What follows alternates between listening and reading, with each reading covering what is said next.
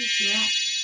高校あるいは特別支援学校の先生方向けの動画を配信させていただきます。当センターでは、いろいろな動画を配信しておりますので、ぜひ、チャンネル登録していただけると嬉しいです。まず、当センターの代表理事の友岡の方から、当センターの事業紹介をさせていただきます。はい、全国障害学習センター代表理事の友岡翼と申します。高校特別支援学校における事業紹介をさせていただきます。大学間の障害者のウェブ情報サービスを、今回、高校特別支援学校の皆様には、書籍を購入いただくと無料で、ご利用いただけるように設定させていただきました。また、障害学習支援に関する相談とか情報提供の事業は、アカウントの投稿いただきますと、初期相談を無料でお引き受けさせていただいております。また、当選会機関誌である情報誌障害をもってしていた現在は、今回、紙の発行かウェブ化いたしまして、障害学生の先輩からのメッセージ、こちらを無料でお読みいただくことができるようになりました。その他、障害学生の交流会の開催をしていたりとか、広報開発的業法では、皆さんの学校で開催される進路相談会の方に、講師を派遣することもしております。はい。ぜひ皆さんに広く、ご活躍いただければと思います。はい、事業紹介でした。続きまして、書籍大学案内障害者版および、大学案内ウェブ情報サービスについてご説明します。はい。大学案内障害者版、これ私たち30年にわたって発行してきているんですけども、配信版は大学案内2026障害者版と言います。で、掲載内容は概要、受験、設置、授業、支援の大きく5つの部類に分かれておりまして、概要では障害学生の受験や在籍状況、受験では障害別の受験可否や、配慮の方法、設備は大学内の設備状況や障害学生に利用可能な補助機能、授業では一般講義や語学授業、実験などの配慮内容や定期試験での配慮内容、障害別の配慮内容などを掲載しています。また、支援では、相談窓口や就職支援、通学支援といった、大学で必要となるかなり多くの、配慮内容について詳細に調査して、その結果を大学ごとに掲載しております。はい、また、大学案内障害者はウェブ情報サービスというのがありまして、こちらは先ほど話した質問内容、ここには、発展障害の、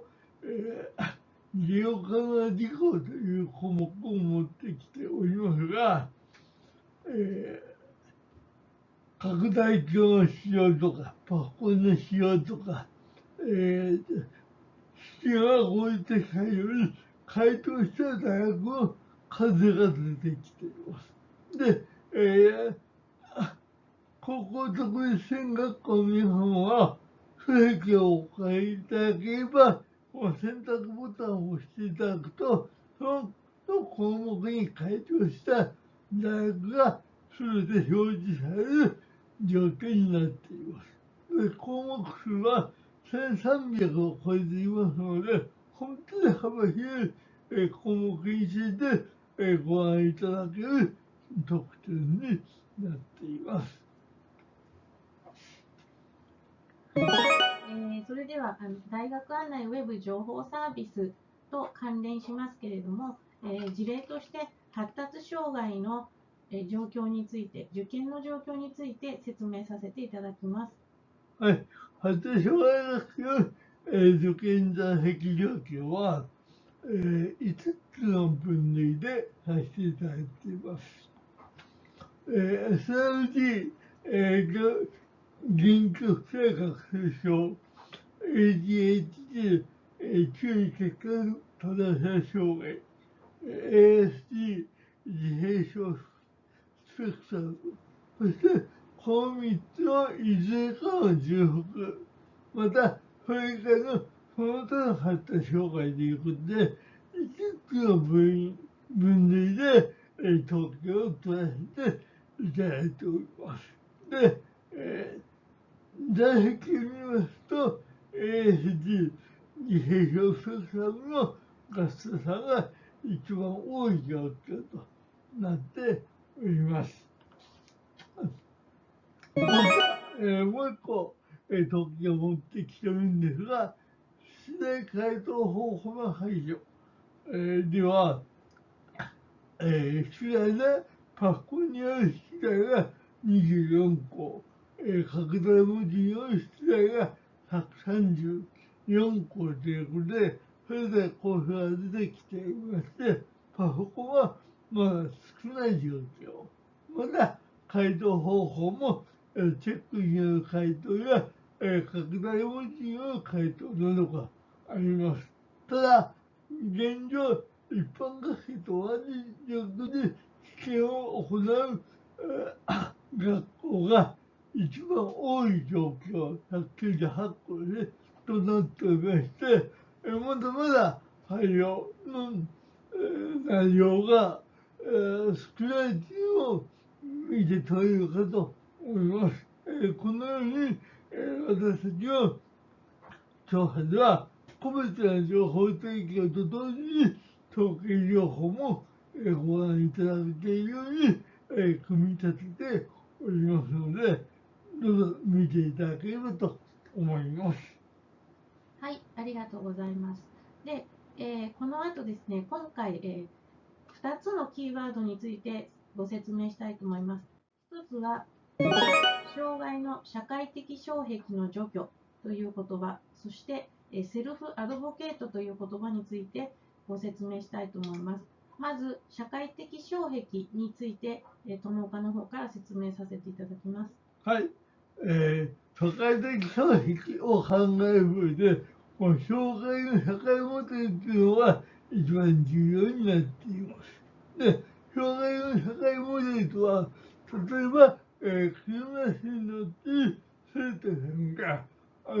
校舎に段差があって入れない場合に、車椅子に乗っている障害があることが原因、校舎に入る原因と考えることを、障害の医学モデルと言います。で、それに対して、そういった段差がある、校舎があることそのものを、校舎に入れない理由と考えること、これを障害の社会モデルといって、この段差があって校舎に入れないことを社会的障壁と呼んでいます。で、社会的障壁とは、障害のある者にとって日常生活や社会生活で障壁となるような社会における事物、制度、観光、観念、その他一切のものがここに入ってきます。で、この障害の社会モデルの考え方に基づくと、障害のない学生あるいは生徒さんを前提として構築された大学あるいは学校の仕組みや構造自体、これが障害の学生さんにとって社会的障壁となっている場合がある。こういう考え方が導き出されます。で、今回のまとめでも、障害の社会モデルを理解することで、合理的配慮を提供することによって、社会的障壁を除去することが、重要であり、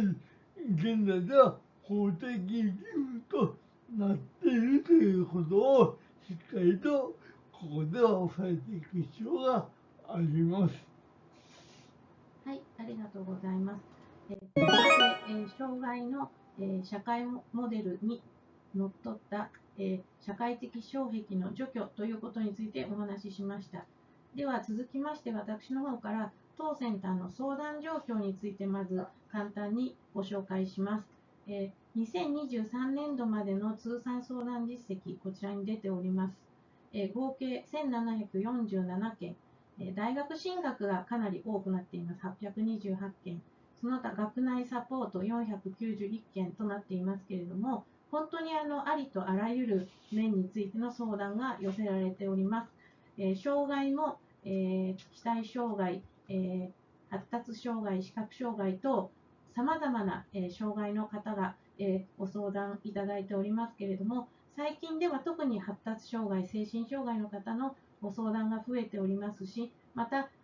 実数は少ないんですけれども、知的障害の方の、相談もかなり多くなってきております。では、先ほど、東京の方から社会的障壁の除去そのものが、社会的障壁の除去そのものが合理的配慮の提供につながるというお話があったと思いますけれども、この、合理的配慮を提供する際に、障害のある人から、直接的にその申し出があることが前提になっているんですね。で、この障害のある人からの申し出を、セルフアドボケートというふうに呼んでいます。障害のある生徒さんが、自分の権利を、主張すること、意思表明すること、これがセルフアドボケートであって、これについて私たち当事者として寄り添って支援をしています。で、なかなか自分の権利を自分の言葉で主張するというのは簡単ではありません。その方の置かれた、生活状況や障害、どのような形で障害を負ったか、あるいは、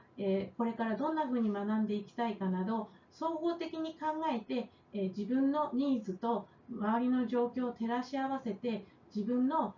主張を明確にしていくっていうことは決して簡単なことではありません。大人でも簡単なことではないんですけれども、ましてや、高校生あるいは大学生、教育の、途上にある人たちにとっては、並大抵のことではありません。学業や受験勉強をしながら、あるいは大学の生活を送りながら、一方でこういったことをしていかなければいけないというのは非常に負担が大きくなります。そこで私たち、障害のあるスタッフが同じ障害を持つ者として寄り添って話を聞き、どのように、セルフアドボケートしていったらいいかということを支援する。こうした支援は当事者でなければできないというふうに私たちは考えています。そして、ここにステップを挙げておきましたけれども、大学と建設的対話をすることで、合理的配慮、自分の周りにある社会的障壁を除去してもらえるように、合理的配慮を提供してもらえるように、働きかけていくということで、そのためのステップを出しておきました。でこのステップに沿って私たちは、障害のある生徒さんや学生さんを支援しています。で、もちろん当事者として同じ当事者である生徒さん、学生さんを支援するんですけれども、一方では、合理的配慮を行う、実施する主体である大学や高等学校に対しても、支援を行っています。どんなふうな支援をしていったらいいかということも、ぜひお話を聞きながら、支援をさせていただいております。で、そのためにもですね、ぜひ早い段階にご相談をいただきたいと思います。大学側もですね、高等学校でどのような合理的配慮を受けてきたかということを非常に重きを置くようになってきていますので、どんな小さな合理的配慮でも、積み重ねて蓄積していくことで、生徒さん自身も合理的配慮を受けることで自分がの能力を最大限発揮できるという成功体験が積めますし、学校の方でも生徒さんと対話しながら前向きに合理的配慮を提供することで良い環境を整備することができますし、大学に対してもその実績をアピールすることができる。そういった意味でもぜひご相談いただき、合理的配慮の提供を前向きに考えていただきたいと思います。そして、学校でできる合理的配慮の例ということで、レベル分けしておきました。必ずしもこのレベル1から3に向けて書いてありますけれども、障害によってはですね、このレベル3のちょっと難易度の高い、合理的配慮がの提供が必要な、もちろん学生さんもいらっしゃるとは思いますけれども、レベル1の、小さい割とステップ1のところから取り組んでいただいて、ぜひ、実績を、積んでいただければと思います。レベル1のところに書かれている内容というのは、主に、学生さんの方が、こういった補助機器を自分で持参して使いたいとか、こういった文具が使いやすいから持ってきたいとか、あるいは、授業中にちょっと気持ちを落ち着かせるために授業中に退席して一時退席したいとか、それから、通院やそれから、長い時間毎日学校に通うのが難しいので欠席日数を、障害を理由に考慮してほしいとか、そういったことに対して、学校側として前向きに検討して認めていくことで、障害のある学生さん、生徒さんが、学校生活を、送っていく、順調に送っていくようにできるような形にしていくっていうのがレベル1です。そしてレベル2になりますと、割と比較的、学校内にあるもともと備わったもの、あるいは備わった人材でできる配慮、座席の配慮ですとか、アクセスしやすい教室に変更するとか、あるいは、試験の時の時間延長とか、プリントの、電子事前配布とか、もうすでにされている学校もあるかもしれませんけれども、あとは周囲の生徒さんや、それから先生方で、ちょっと実験とか、それらの時体育などで補助をするとか、そういった配慮が挙げられます。そしてレベル3になると、外部からの、専門家との連携ですね、手話通訳とかパソコン通訳、それから、教材や試験問題などの転訳とか翻訳、こういったものを専門的な外部の機関と連携する、あるいは、財政的な面もあるかもしれませんが、エレベーターとか車椅子用トイレなどの改修をする、そういったものがレベル3に挙げてあります。ぜひ一つでも合理的配慮の提供を通じて生徒さんが力が発揮できるように協力していただけるとありがたいです。そして最後になりますけれども、私たちは学ぶことは生きることということで、学びたい時に学びたい場所で自由に学べる社会を実現するということを理念に活動しています。障害学生支援の進んだ大学、あるいは合理的配慮の提供が充実している大学はどこですかって最近聞かれることが多いんですけれども、もちろんそうした情報を提供することはやぶさかではないんですけれども、でも大学に進学するというのは合理的配慮を受けるために大学に行くわけではないんですね。やはり学びたい、どんな分野で学びたいか、あるいはどんな大学生活を送りたいか、将来どんなふうに生きていきたいかっていうことがとても重要になります。決して、合理的配慮のこれまであまり進んでいない大学であっても、その学生さん、生徒さんが入ることで、変わっていくこともありますので、